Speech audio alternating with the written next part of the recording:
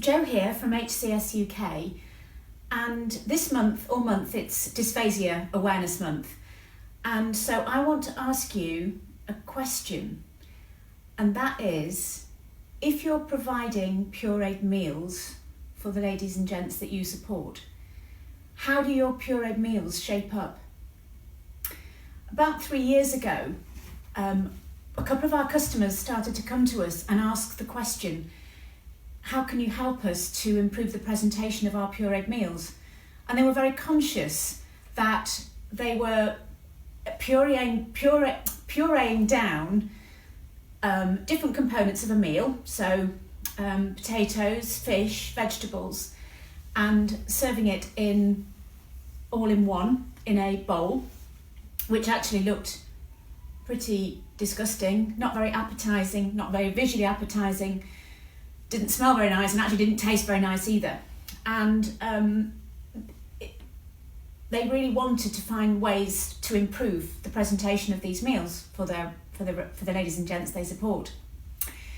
And we set about helping them to find a solution to this challenge, and we were the first company in the UK, I'm really proud of this, to market a range of food moulds which enabled them effectively to recreate the shape of the original piece of chicken, piece of fish, potato, vegetables and some fruit, so that it looked like it should, so that the ladies and gents who were having pureed meals, actually their meals wouldn't look any different to anybody else's. And we all know that we eat with our eyes first.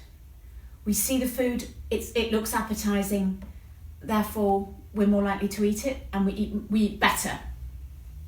And my question to you is, how are your pureed meals shaping up for your ladies and gents? So we've now been providing food moulds to care homes and hospitals all around the country, and also abroad into Portugal and into Ireland. And what was really lovely was when we received this particular testimonial back from a lady whose daughter has a diagnosis of Down syndrome, oral dysphagia, autism, sensory processing disorder, and also food intolerances. And this lady bought some of our food moulds to help her daughter at mealtimes. And this is what she said. I've only been able to give my daughter pureed or mashed foods, which she was not particularly interested in previously. She is assisted while eating. The first time she saw her food moulded dinner, she shouted, "Carrots!" The second time, she wanted to know what every bit of food was on the plate.